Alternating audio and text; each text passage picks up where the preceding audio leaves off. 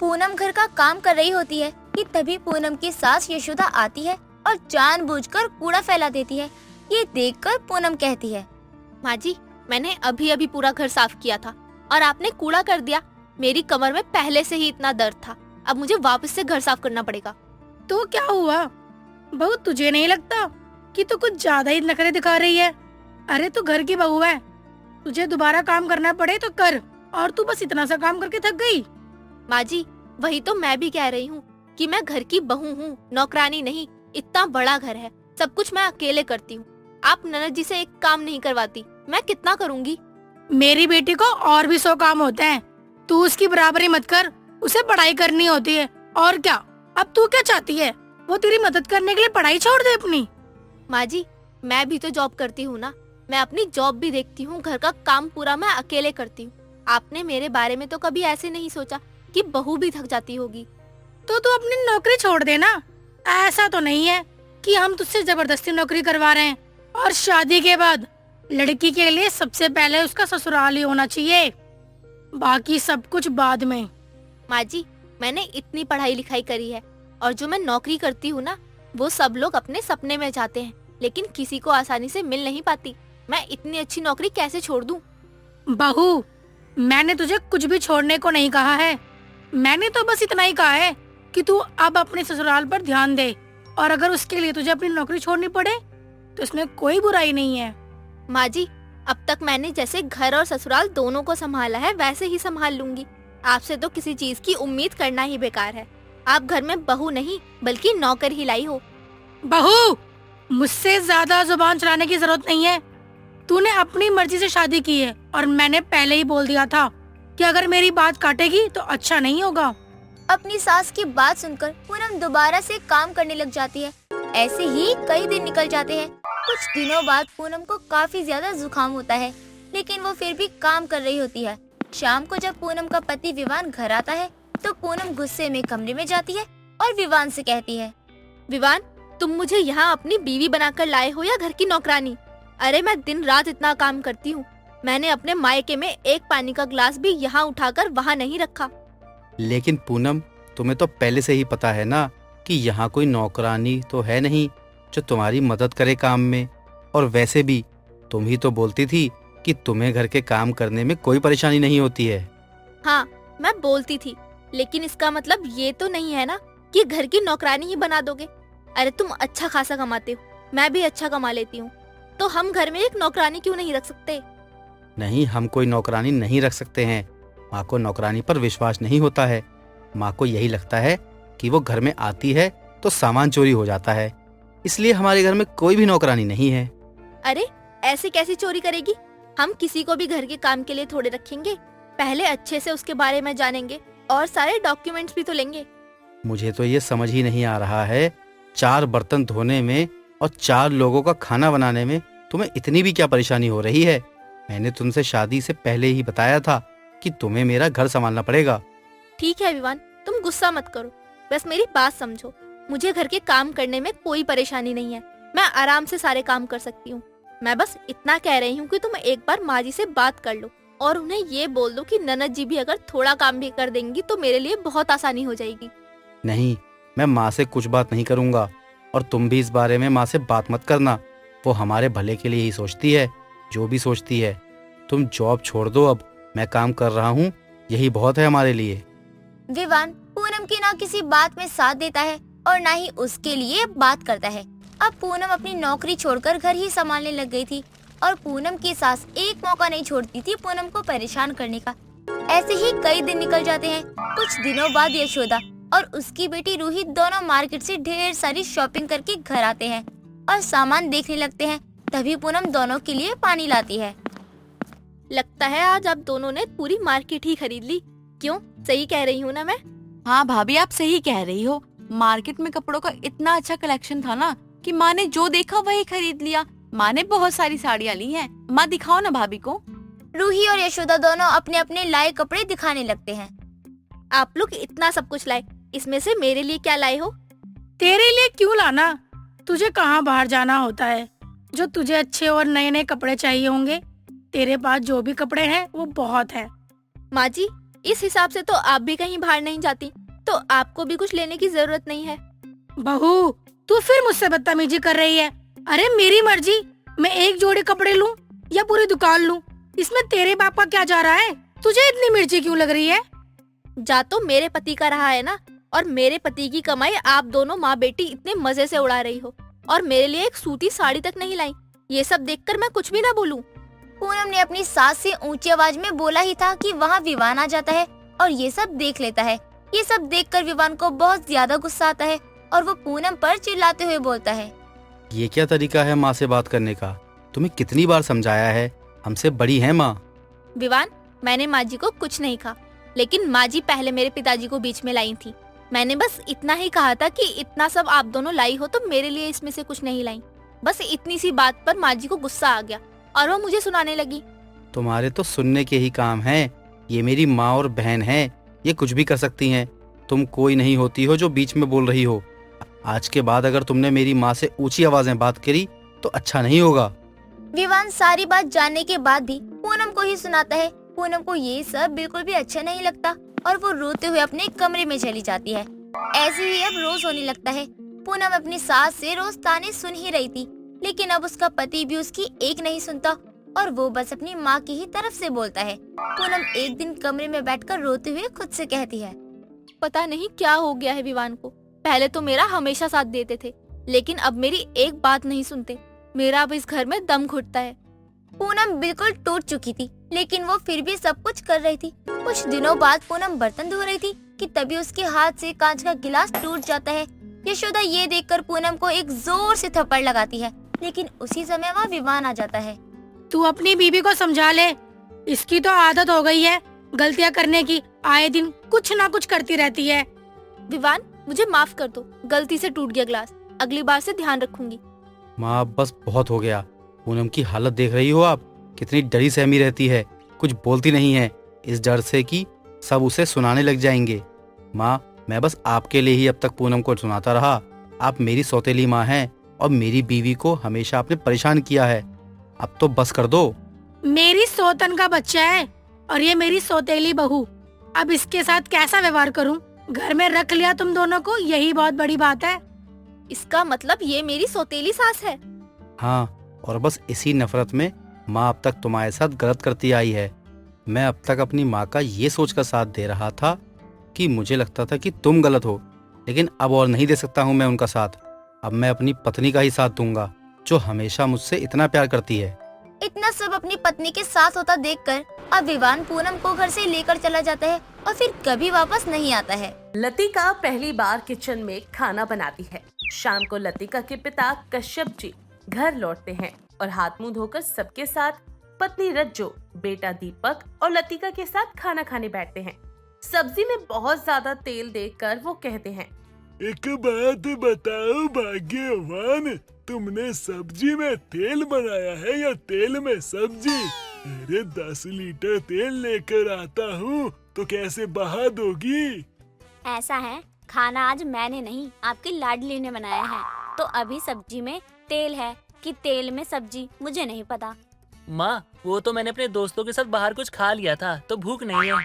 भूख नहीं है या भूख मर गई? मेरे हाथ का नहीं खाना तो नौटंकी क्यों कर रहा है? क्योंकि जो तेरा खाना है ना, वो खाना नहीं, राशन की बर्बादी है।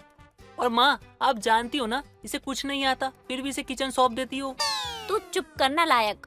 अरे सही तो कह रहा है, फोकट का तेल नहीं आता है। अरे जो ऐसे तेल को बर्बाद करती जाओ तुम लोग। अरे सब्जी तो एक समय के लिए हम खा लेंगे, लेकिन तेल ये तो नाली में बह के चली जाएगी। जब तुम ऐसे तेल बहाओगी तो घर कैसे चलेगा? कैसे बाप हो, लड़की ने खाना बनाया है, खाना खाने की जगह तेल की महंगाई की बात लेकर बैठ गए और तू चुपचाप बैठ और ठूस। अगर तेरे हिस्से का बर्बाद हुआ तो उसकी भरपाई में तुझे 2 दिन तक खाना नहीं दूंगी। क्या मुसीबत है यार, अब क्या ऐसा खाना खाऊं? इतने बुरे दिन आ चुके हैं क्या मेरे? भगवान बचाए मुझे अब। एक तो मैंने इतनी मेहनत से खाना बनाया, मेरी तारीफ करो, मेरे खाने की तारीफ करो। आप लोग सब तो बस कमियां ही निकाल रहे हो। सभी खाना खाने लगते हैं। शनिवार की शाम कश्यप जी स्कूटर में फुल पेट्रोल भरवाकर घर चले जाते हैं। अगली शाम किसी काम से बाहर जाने के लिए वो वो स्कूटर की चाबी ढूंढते हुए कहते हैं। अरे भाग्यवान, जरा तुम भी तो देखो मेरे स्कूटर की चाबी कहाँ चली गई। मुझे बाहर जाना है, चाबी का कुछ अता पता है ही नहीं। ओहो पापा, ध्यान से देखो ना, इधर उधर ही होगी। इधर उधर क्या, घर में है ही नहीं चाबी। वो दीपक स्कूटर लेकर नुक्कड़ की दुकान पर गया है, आता होगा थोड़ी देर में। अरे क्या कह रही हो? वो निकम्मा मेरी स्कूटर से नुक्कड़ तक गया है। ए भगवान, ये औलाद है, ये शैतान की औलाद। अरे कब अकल आएगी इसे? बाहर से स्कूटर की आवाज आती है। तीनों बाहर जाते हैं और देखते हैं कि स्कूटर पर दीपक के अलावा उसके 2 दोस्त भी चिपक कर बैठे होते हैं, जो कश्यप जी को देखकर वहाँ से उतरकर चले जाते हैं। अरे देखो देखो कौन आया है, तुम्हारा लाड साहब आया है। अरे ठंडा पानी लेकर आओ। अरे अपनी औलाद को पानी दो, कोल्ड ड्रिंक दो। अरे बेटा 4 कदम चल के आया है, थका तो नहीं ना? अरे बाप का फ्री का पेट्रोल आता है ना, जो तू थोड़ी थोड़ी दूर के लिए पेट्रोल फूकता रहता है। पापा वो तो मैं घर का सामान लाने गया था बस।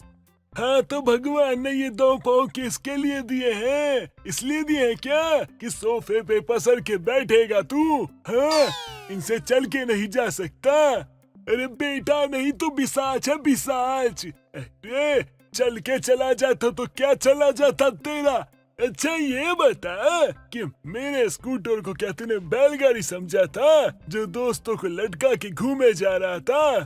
पापा ये तो ऐसे ही करता है, दूध लेने भी स्कूटी लेकर ही निकलता है। क्या कहा तूने? दूध लेने के लिए भी स्कूटर से जाता है? अबे ना सपीटे करम चले। अरे क्या जरूरत है तुझे दूध लेने के लिए जाने की? अरे मुझे बोल दिया कर, मैं पैदल चला जाऊंगा। अबे तेरे नाना के पेट्रोल पंप के मालिक है जो तू पेट्रोल की बर्बादी कर रहा है। अरे 105 रुपए लीटर आता है, कैसे भरूंगा मैं? ओहो, अब गली में खड़े होकर क्या लड़के को भाषण सुनाने लगे। अभी छोड़ो ना। भाग्यवान मैं बता के दे रहा हूँ तुम्हें। अरे इस महंगाई में तुम्हारे इस नालायक बेटे की हरकतें कम नहीं हुई तो स्कूटर से साइकिल, मैं तो कहता हूँ मंदिर के बाहर कटोरा लेके बैठना पड़ेगा मुझे। क्या पापा, आपकी स्कूटी नहीं चलाऊंगा तो क्या शर्मा जी की स्कूटी चलाऊंगा? तू पहले अपना दिमाग चला और अंदर जा, चल जा। अपनी माँ के कहने पर दीपक चुपचाप अंदर चला जाता है। समय बीतता है, बढ़ती गर्मी के साथ महंगाई आसमान छूने लगती है। एक दिन लतिका पास की ही दुकान से मैगी लेने जाती है। वो दुकानदार को 12 रुपए देकर कहती है, भैया जरा एक मैगी का पैकेट तो देना। मैडम जी पहले 2 रुपए और दीजिए, मैगी 12 की नहीं 14 की हो गई है। क्या, कब, कैसे और क्यों? अरे मैंने मैगी खाना क्या छोड़ी, मैगी 2 रुपए महंगी हो गई। बताओ भला ये क्या बात हुई? इतना क्या चौंक रही हो मैडम? जब हर सामान की कीमत बढ़ गई तो मैगी क्या मेरे फूफा जी बनाते हैं जो आपको सस्ते में मिल जाएगी। अरे भैया मैं तो लेकर ही 12 रुपए आई हूँ, दे दो मैगी, 2 रुपए कभी आते जाते ले लेना। ओ मैडम जी बाद में किसको याद रहता है, पूरे पैसे दोगी तो मैगी ले लो वरना भूल जाओ। क्या भैया अभी 2 रुपए के लिए मैं घर जाऊँ? दे दो ना मैगी, 2 रुपए के लिए इतना क्या बहस कर रहे हो? ओ मैडम जी ये आपके पापा की दुकान नहीं है कि 14 रुपए की मैगी आपको 12 में दे दूं। ये लो, सोचा था आज आराम से अंडे वाली मैगी बनाकर खाऊंगी, पर मैगी पर बढ़ी 2 रुपए की महंगाई ने तो मेरा प्लान ही बिगाड़ दिया। हाय ये महंगाई। इस तरह वो बिना मैगी लिए ही घर पर वापस आ जाती है। तभी रज्जो भी मार्केट से सब्जी लेकर आती है। सब्जियां फ्रिज में रखने के लिए कहती है। लतिका थैली से सब्जियां निकाल ही रही होती है, तभी खीरा देखकर वो थैली में से खीरा निकालकर खाने लगती है। ये देख रज्जो उसके सर पर मारते हुए कहती है, क्या खीरा खाने बैठ गई तू? कितने महंगे हैं खीरे, तुझे पता भी है? इसके चलते तो मैं 1 पाव ही लाई थी और तू उसे भी खाने बैठ गई। अरे सलाद में क्या घुइयां डालूंगी? अभी भूख लगी है तो क्या खाऊं? मैगी लेने गई तो उसके बड़े दाम सुनकर बिना लिए ही वापस लौट आई। एक बात बताओ, ये महंगाई को किसी ने घटना नहीं सिखाया क्या? सच में सब्जियों के भाव में तो ऐसी आग लगी पड़ी है जैसे सब्जियां खाने की नहीं संजोकर रखने की चीज हो गई हो।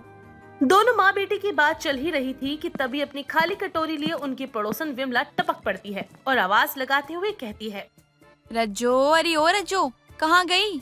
मर गई। हाय दैया, तो बोल कौन रहा है, मेरा भूत?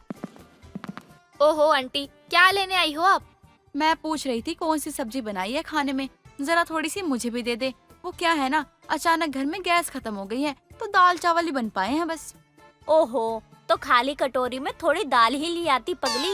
अब देख ना, सब्जियां इतनी महंगी हो गई हैं कि मैंने तो अब तक कुछ बनाया ही नहीं। सोच रही थी दिन के चावल बचे हैं, उन्हीं में तड़का मारकर फ्राइड राइस के नाम पर इसके पापा को परोस दूं। हाय हाय, मैं तो अपनी कटोरी भरने आई थी, क्या ही पता था तेरे घर में भी तंगी चल रही है। कोई नहीं, अब आई हूँ तो खाली हाथ कैसे जाऊंगी, इस कटोरी में थोड़ी सी शक्कर डाल दे। अरे आंटी, ये कोई कोटे की राशन की दुकान है क्या? थोड़ी शक्कर ही दे दे। भड़कती क्यों है? चीनी नहीं है तो चाय पत्ती ही दे दे। जहर पड़ा है किचन में, वही ला देती हूँ आंटी। हाय दैया, लगता है बहू आवाज दे रही है, जाती हूँ मैं। ये बहाना बनाकर पड़ोसन विमला वहाँ से निकल जाती है और दोनों माँ बेटी उसे घूरती रहती हैं। संडे के दिन सभी हॉल में बैठे होते हैं, तभी रज्जो फटाफट से एसी बंद कर देती है, जिस पर कश्यप जी कहते हैं, अरे भाग्य वार, एक तो इतनी गर्मी है, ऊपर से तुम एसी बंद कर रही हो, ऐसे काम कैसे चलेगा? अरे प्राण पखेरु हो गए हैं, चला दो ना। अरे प्राणनाथ, अभी बिजली का बिल देखोगे ना तो तुम्हारे गुर्दे बाहर आ जाएंगे। पूरे 5,000 का बिल आया है। क्या क्या क्या क्या कहा तुमने? 5,000 बिजली का बिल आया है? अरे इतने तो मेरे पूरे खानदान में बिजली का बिल नहीं आया होगा। अरे एक बात बताओ, मैं तो काम पे रहता हूँ, तो इतनी बिजली कौन फूंक रहा है हमारे घर में? आपकी महान औलादे एक एसी चलाकर दिन भर फोन ताड़ती हैं, और ये नालायक जहाँ जाता है पंखे लाइट्स चालू करके बंद करना ही भूल जाता है। अच्छा जी, और आप जो पूरे दिन टीवी देखती रहते हो सुबह से शाम तक, उसका क्या? वो क्या सोलर एनर्जी पे चलती है? अरे चुप कर जाओ, चुप कर जाओ तुम लोग। अरे एक तो महंगाई जान ले रही है मेरी, ऊपर से तुम लोग का प्रवचन खत्म नहीं होता। पापा, एक काम करते हैं, इस महंगाई में बोरिया बिस्तरा बांध कर किसी रिश्तेदार के घर चलते हैं, वहाँ आराम से बिना किसी कष्ट के मुफ्त की रोटियां तोड़ेंगे। बहुत बढ़िया। और रिश्तेदारी के यहाँ आने जाने में जो ट्रेन का किराया है वो कौन भरेगा? तेरा चाचा। तभी टीवी पर महंगाई के आगे और बढ़ने की खबर आने लगती है, जिसे सुनकर महंगाई के मारे कश्यप परिवार का हाल और ज्यादा बेहाल हो जाता है। सुरभि सबके लिए खाना बना रही होती है कि तभी उसकी ननद दीपिका रसोई में आती है और बोलती है, सुरभि, जरा मेरे लिए आप मिल्क शेक बना देना, और हाँ, उसमें थोड़े ड्राई फ्रूट्स भी डाल देना। ठीक है ननद जी, तुम अपने कमरे में जाओ, मैं वहीं पर मिल्क शेक बना कर लाती हूँ। सुरभि, कमरे में मत लाना, मैं यही किचन में ही हूँ। मैं भी तो देखूं कि मेरी गरीब भाभी को मिल्क शेक बनाना आता भी है या नहीं। ननद जी, आप जाइए और चिंता मत कीजिए, मुझे आता है मिल्क शेक बनाना। अच्छा, अब गरीबों को भी इतनी महंगी चीज बनाने आने लगी। वैसे आती ही होंगी, क्योंकि दूसरों के घरों में काम करके ही तो ये सब सीखा है ना तुमने। क्यों, सही कह रही हूँ ना मैं? ननद जी, आप मेरा क्यों मजाक बनाती हो? मैं हमेशा यही कोशिश करती हूँ कि आपकी सारी जरूरतों को पूरी कर सकूं। मैं यहाँ आपकी भाभी बनकर आई हूँ, न कि घर की नौकरानी बनकर। मैं नहीं मानती किसी गरीब को अपनी भाभी। वो तो माँ और भैया को आप पर तरस आ गया होगा और बना दिया उन्होंने आपको इस घर की बहू, लेकिन मैं ऐसी बिल्कुल भी नहीं हूँ। ठीक है ननद जी, माफी चाहूंगी अगर मुझसे कोई गलती हो गई हो तो। माफी मांगनी भी चाहिए। एक तो पता नहीं मेरी माँ और भैया पर कौन सा जादू कर दिया, वो तुम जैसी गरीब को मेरी भाभी बना कर ले आए। अब जल्दी से मिल्क शेक बनाओ। जब से सुरभि शादी करके अमीर घर में आई थी, तब से उसकी ननद उसे गरीबी का ताना दिया करती। हर वक्त दीपिका अपनी भाभी को जलील करती रहती, लेकिन सुरभि फिर भी अपनी ननद को ज्यादा कुछ नहीं बोलती थी। जो जैसे चल रहा था वैसे ही चलने देती। ऐसे ही कुछ दिनों बाद दीपिका को कॉलेज जाने के लिए काफी ज्यादा देर हो रही थी। वो जल्दी से नाश्ता करने आती है तो देखती है कि नाश्ते की टेबल पर रात की बची रोटी रखी है। ये देखकर दीपिका अपनी भाभी से कहती है, सुरभि, ये क्या है? तुमसे कितनी बार कहा है कि ये गरीबों वाला नाश्ता मेरे लिए मत बनाया करो। लेकिन ननद जी, चाय के साथ आप रोटी ही खा लो तो खत्म हो जाए। मैं अभी नमक और तेल लगाकर सेक देती हूँ, तब ये खाने में और भी अच्छी लगेगी।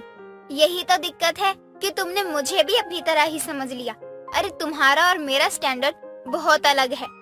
तुम बार बार भूल क्यों जाती हो कि तुम कितनी गरीब हो? ननद जी, गरीब और अमीर की भूख तो एक ही होती है ना। भूख भले ही एक होती है, लेकिन भूख को मिटाने के लिए हम अमीरों के कई अलग अलग रास्ते होते हैं तुम्हारी तरह ये रात का बचा हुआ खाना ही हमारे लिए रास्ता नहीं है, समझी तुम? मैंने तो बस इसलिए किया ताकि रात की बची रोटियां भी खत्म हो जाए और सबका सुबह का नाश्ता भी हो जाए। मैंने तो सबके भले के लिए ही सोचा था, लेकिन मुझे नहीं पता था कि आपको ये पसंद नहीं आएगा। ये मुझे तो क्या, हर किसी नॉर्मल इंसान को भी पसंद ना आए। अरे भले ही तुम गरीब घर से आई हो, लेकिन अब तुम्हारी शादी अमीर घर में हो गई है ना, तो अब तो हमारी तरह सोच रखो तुम। माफ करना ननद जी, मैं भले ही अमीर घर में शादी करके आई हूँ, लेकिन मैं ये नहीं चाहती कि फिजूल में पैसे बर्बाद हों। इसलिए बस मैं रात के खाने को खराब नहीं जाने दे सकती थी। ओ शट अप, तुम अपनी वजह से हम सबकी तबीयत खराब करना चाहती हो ना, ये बासी खाना खिलाकर। यही मतलब है ना तुम्हारा? मैं सब समझती हूँ। आपकी बात ठीक है, लेकिन अब इस घर के बारे में मैं भी सोच सकती हूँ। जैसे आप इस घर की बेटी हैं, वैसे मैं भी इस घर की बहू हूँ। तो आप बार बार टोकती रहेंगी, इसमें ना आपको अच्छा लगेगा और ना ही मुझे। ओ प्लीज, आप अपना और मेरा कंपैरिजन तो करो ही मत। तुम गंवार गरीब अब मेरी बराबरी कर रही हो। मैंने बोल दिया तो बोल दिया, मैं ये बकवास नहीं खाऊंगी तो नहीं खाऊंगी। अगर आपने मेरे लिए अभी इसी वक्त कुछ अच्छा नहीं बनाया खाने के लिए, तो मैं आपको इस घर से निकलवा भी सकती हूँ। दीपिका की बात सुनकर सुरभि थोड़ी डर जाती है और उसके लिए ताज़ा अच्छा खाना बनाती है। दीपिका कभी भी ये नहीं सोचती कि वो अपनी भाभी का अपमान कर रही है। वो बस हर वक्त उसे नीचा ही दिखाती रहती। ऐसे ही एक दिन दीपिका के जूते कीचड़ की वजह से गंदे हो गए थे।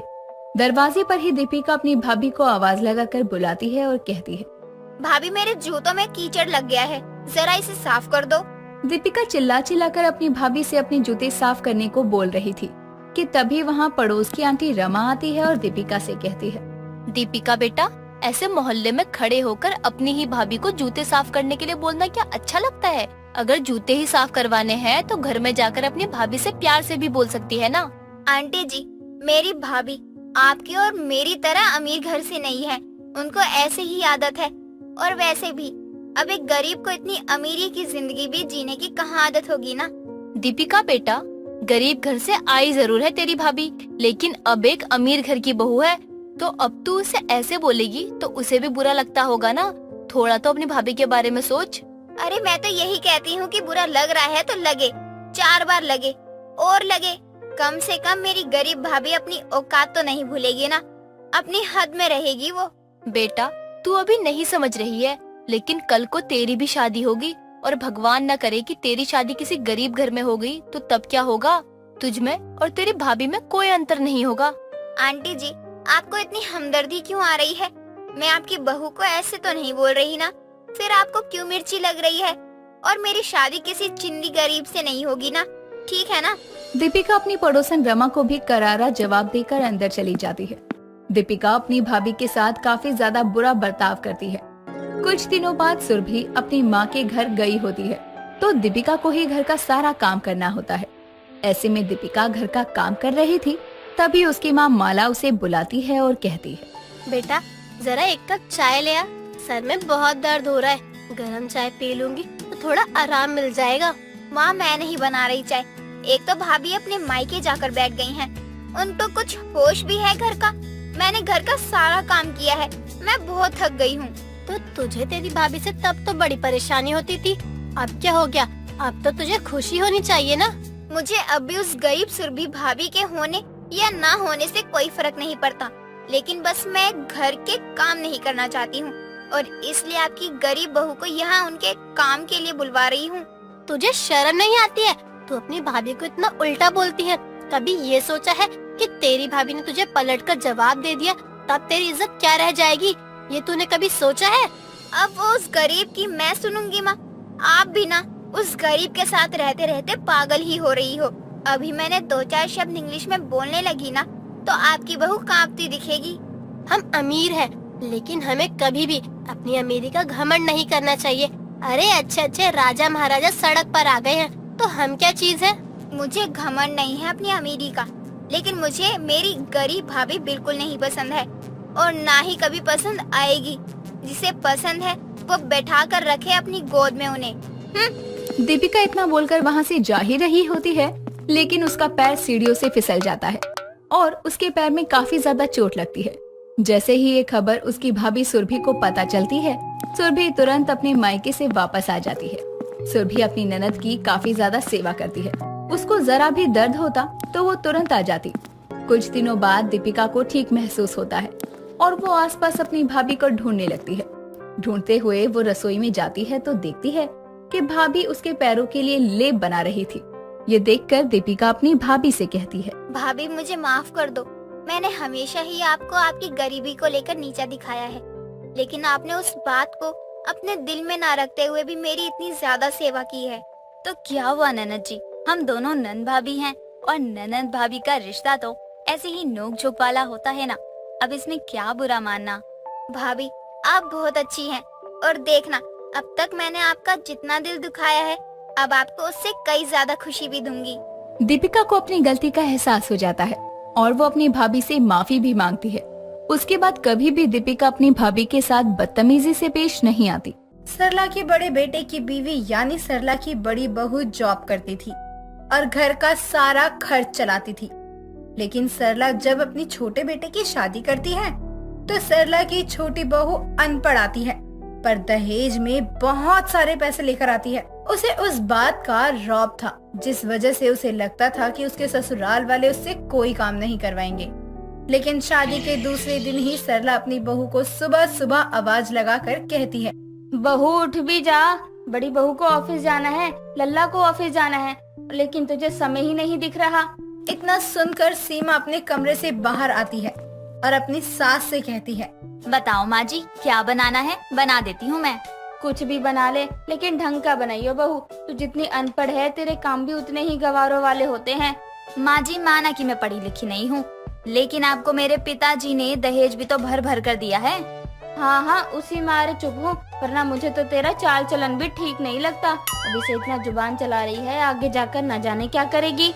सीमा तो अनपढ़ थी, साथ ही गांव की भी थी, लेकिन रोशनी पढ़ी लिखी थी और वो जॉब भी करती थी, जिस वजह से सरला भी अपनी बड़ी बहू को बहुत प्यार करती थी और अपनी छोटी बहू को हर बात पर ताने देती थी।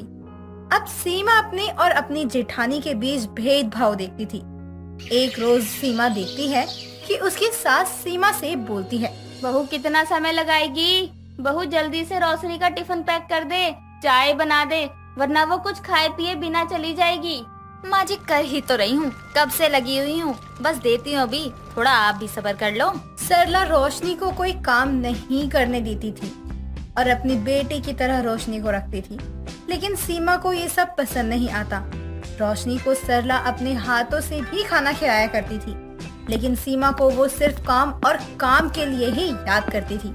अब एक रोज रोशनी के ऑफिस की छुट्टी होती है और जैसे ही रोशनी झाड़ू लगाने के लिए जाती है, वैसे ही सरला रोशनी से झाड़ू छीनते हुए उससे बोलती है, बहू जा, तू जाकर आराम कर, एक दिन तो तुझे छुट्टी मिलती है, सीमा है ना, वो कर लेगी ये सब, तू चिंता मत कर।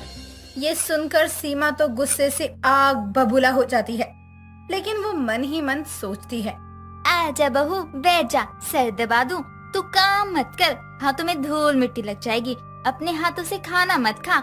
माँ जी तो ऐसे करती हैं जैसे रोशनी दीदी इनकी बहू नहीं बेटी हो, और मुझे पूछती भी नहीं। मैं तो इतना दहेज लेकर आई हूँ यहाँ नौकरानी बनने के लिए ना। सीमा की शादी को 10 दिन भी नहीं हुए थे, पर उसे खुद को देखकर ससुराल में ऐसा लगने लगा था कि वो अपने ससुराल में बहू नहीं बल्कि किसी के घर की नौकरानी बनकर आई है। अब सीमा कुछ बोल भी नहीं सकती थी, क्योंकि सीमा को हर बात पर उसके पिता की बातें याद आ जाती थी, जो उसके पिता ने विदाई के समय उसे बताई थी। बेटी, तेरी शादी मैंने बहुत धूमधाम से की है, बस तू अपने ससुराल वालों को मुझे सुनाने का कोई मौका मत देना। अरे मैंने जितना दहेज दिया है उतने में तेरी 4 बार शादी कर देता, लेकिन कोई नहीं, अब तू कुछ भी हो जाए अपने ससुराल को छोड़कर लड़ झगड़ कर मायके वापस नहीं आना। इसलिए सीमा अपनी सास का हर एक कहा मानती थी। ऐसे ही एक रोज शाम के समय विमला सरला के घर आती है, पर सरला के ना होने पर विमला सीमा से बातें करने लगती है और सीमा को कहती है, बहू बुरा ना मान तो एक बात कहूँ, तेरी सास तुझसे बहुत काम करवाती है, मतलब तू बहू है, कोई नौकरानी थोड़ी। आंटी जी क्या कर सकते हैं, करना तो होगा ही, दीदी भी तो जॉब करती हैं, अब जॉब वालों के नखरे तो सहने ही पड़ते हैं। करती तो बेशक वो जॉब है, लेकिन इतना भी क्या बहू को सर पर चढ़ाना। देखती है कितनी रात रात में घर आती है, और तू तो दहेज लेकर आई है। अपनी आवाज उठाया कर बहू, तू तो मेरी बेटी जैसी है। मेरा काम था समझाना और तेरा काम था समझना। इस तरह विमला भी सीमा के कान भर के चली जाती है और इधर सीमा भी खाने में कभी नमक ज्यादा डाल देती तो कभी मिर्च, जिससे घर में कलेश होने लगता है।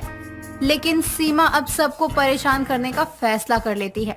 अब अगली सुबह ही खाना बनाते हुए जानबूझकर सीमा खाने में मिर्च का तड़का लगाकर पूरे घर वालों को खांसी करवा देती है और अपने मुंह पर चुन्नी बांध लेती है। ये देखकर सरला अपनी बहू सीमा से कहती है, बहू तू ये क्या कर रही है? तुझे पता है ना कि कल रात बहू ऑफिस का काम कितनी देर रात तक कर रही थी। थोड़ा तो सोच उसका। तो माँ जी खाना नहीं बनाऊं अब, वरना आप कहेंगी कि मेरी बहू को ऑफिस जाने के लिए लेट हो रहा है। अब काम भी ना करूं क्या मैं? सीमा जो भी कर रही थी वो जानबूझकर कर रही थी। अब जैसे ही रोशनी उठती है और वो नहाने के लिए जाती है तो सीमा मोटर बंद कर देती है। ये देखकर सरला अपनी बहू से कहती है, बहू मैं कई दिनों से देख रही हूँ तेरा बर्ताव सही नहीं है। तू ये सब क्यों कर रही है? बता क्या बात है आखिर? माँ जी ये आप पूछ रही हैं? अरे जब आप मुझ में और दीदी में भेदभाव करती हैं तब तो आपको नहीं दिखता। सास और देवरानी के बीच का झगड़ा सुनकर रोशनी बाथरूम से बाहर निकलती है और सीमा अपनी जेठानी को देखकर कहती है, आ गई महारानी। मुझे आप ये बताओ कि मैं पढ़ी लिखी नहीं हूँ इसलिए आप मुझसे इतना काम करवाती हो? सीमा ऐसा कुछ नहीं है, तुम खाना बना लेती हो, घर का काम भी कर लेती हो, तो मैं बाहर का देख लेती हूँ। नहीं माँ जी, आप और दीदी आप दोनों मेरे साथ भेदभाव करते हो। ना जाने मुझ में ऐसा क्या है जो आप लोग मुझे नीची निगाहों से देखते हैं। सीमा तू तो समझदार है ना, तो लड़ने झगड़ने से क्या ही फायदा। अब सीमा भी लड़ने झगड़ने के बाद अपने कमरे में सो जाती है। ये देखकर सरला अपनी बड़ी बहू रोशनी से कहती है, ना जाने इसके कान किसने भर दिए। इतनी अच्छी भली काम कर रही थी। माँ जी ऐसा करो, आप हमें अलग अलग ही कर दो, मैं अपना काम खुद कर लूंगी। अब सरला अपनी बहू से परेशान हो जाती है क्योंकि वो घर का कोई भी काम नहीं कर रही होती, जिस वजह से रोशनी को भी ऑफिस जाने में दिक्कत हो रही थी। लेकिन सरला इसका हल निकाल ही लेती है और अपनी दोनों बहुओं को हॉल में बुलाकर कहती है, सीमा बहू तुझे क्या लगता है कि बहू जितना भी कमाती है वो जमा कर रही है? माँ जी इनका भविष्य तो आगे के लिए अच्छा है, लेकिन मैं अनपढ़ हूँ इसलिए बाहर आ जा नहीं सकती। सीमा मैं सिखाऊंगी तुम्हें बाहर आना जाना कैसे क्या है, तुम चिंता क्यों करती हो? माँ जी मुझे अलग ही कर दो, मैं अपना देख लूंगी, फिर दीदी को पता चलेगा। बस बहू बहुत हो गया, अब रोशनी को कुछ भी नहीं कहेगी। तुझे पता है ये घर जो तू देख रही है ये रोशनी की देन है। तेरा ससुर तो इसे जुए में हार गया था, मरने को तो मर गया लेकिन कर्ज छोड़ गया सर पर। जब से ये घर में आई है इसने इस घर के कर्ज को चुकाने के लिए नौकरी करनी शुरू की है, और आज ये जो घर महल बना हुआ है सब रोशनी बेटी ने ही किया है। क्या सच कह रही हैं आप माँ जी? दीदी ने ये सब हमारे लिए किया है? सीमा को जब ये बात पता चलती है कि उसके ससुर जो जुए में अपना घर हार गए थे और उसका पैसा रोशनी भर रही है, तो उसे अपने किए पर बहुत पछतावा होता है और वो सोचती है कि उसने जो किया वो बहुत गलत था। बिना सोचे समझे उसने रोशनी को भी ब्लेम किया। लेकिन जब सीमा को ये बात पता चलती है तो वो उस घर को अपने घर जैसा मानने लगती है और अपनी जेठानी को बहुत सारा प्यार देती है। दोस्तों अगर आपको ये कहानी पसंद आई तो इसे लाइक करें, शेयर करें और कमेंट करके बताएं कि कहानी में आपको सबसे अच्छा क्या लगा।